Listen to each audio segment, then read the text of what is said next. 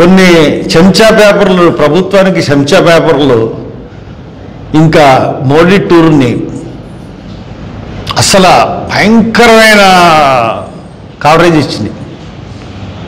అయ్య బాబోయ్, మోడీ టూర్లో మోడీని ఆంధ్రప్రదేశ్ ప్రజలు ఒక్కసారి ఆ ప్రజాశక్తి లేకపోతే విశాలాంధ్ర చూడండి, ఎంతమంది అరెస్ట్ చేశారు, ఎంతమందిని కొట్టారు, ఎంతమందిని అడ్డగించారు మోడీ సభలకు రాకుండా తెలుస్తుంది ప్రజలకి.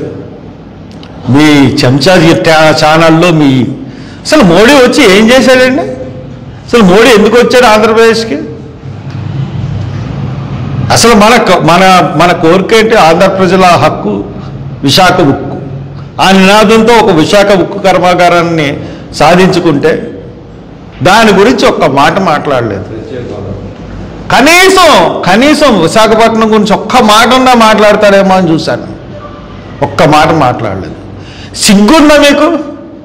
ముఖ్యమంత్రికి, డిప్యూటీ ముఖ్యమంత్రికి ఈ రాష్ట్రంలోనే మీరు అతను మాట్లాడే ముందు మీరు విశాఖ గురించి మాట్లాడాలి కదా. మళ్ళీ ఆంధ్రప్రదేశ్ తెలుగుదేశం ప్రెసిడెంట్ అతను ఎవరు, ఆ గాజువాక ఎమ్మెల్యే ఆమరణ దీక్ష చేశారు. పల్లా సింహాచలం కొడుకు పల్లా శ్రీనివాసరావు.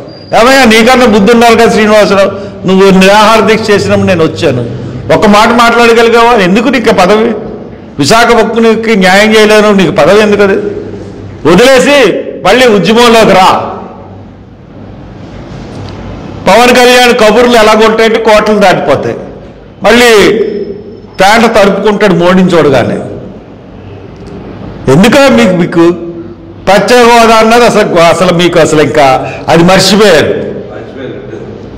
వాజ్పేయి లడ్డండి అని అన్న మనిషి ఇప్పుడు అసలు దాని గురించి మాట్లాడు. అసలు ఎలాగ ఊసరవెల్లాగా రంగులు మార్చే నాయకులు అంటే మీరు మళ్ళీ తరతరాలు అసలు మళ్ళీ ఇంకా ఏళ్లే పరిపాలించేటట్ట. వీళ్ళు బాబు గారి సొమ్ము దేశాన్ని పరిపాలించడం, రాష్ట్రాన్ని పరిపాలించడం. పైగా అక్కడికి వచ్చి ఏం చేశాడు అతను? అదానికి రైలు వేసి పెట్టాడు.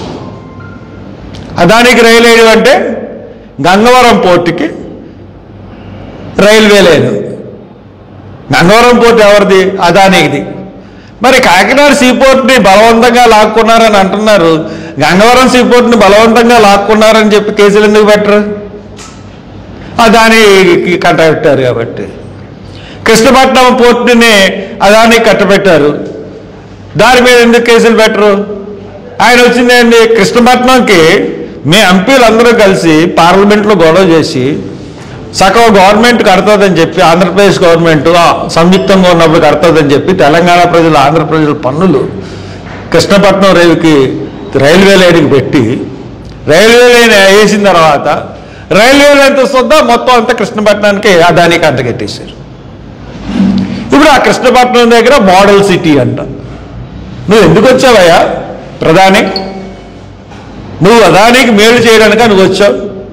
బల్క్ డ్రగ్ పార్టీ ఏంటి? మా ప్రాణాలు చనిపోవడానికి పాయకరాపేటలోను అనకాపల్లిలోను, దానికేమో 1,85,000 కోట్లు అనౌన్స్ చేయడానికే ఉంది. సిగ్గు అనేది ఉండాలి. సిగ్గు లేకుండా ముఖ్యమంత్రికి సిగ్గు లేదు, ప్రధానమంత్రికి కూడా సిగ్గు లేదు. టు బి ఫ్రాంక్ నేను చెప్తా ఉన్నాను. విశాఖపట్నంలో ఎంత దారుణంగా మీరు చేశారంటే ముఖ్యమంత్రి అలాగే డిప్యూటీ ముఖ్యమంత్రి, ఇంక బీజేపీ నాయకులు అసలు మనం వాళ్ళని పట్టించుకోవాల్సిన అవసరం లేదు. అసలు ఆంధ్రప్రదేశ్కి చరిత్రలో ఒక బ్లాక్ డే ప్రధానమంత్రి వచ్చిన రోజు కాబట్టి నేను ఈ విషయాలన్నీ తీవ్రంగా ఖండిస్తున్నాను.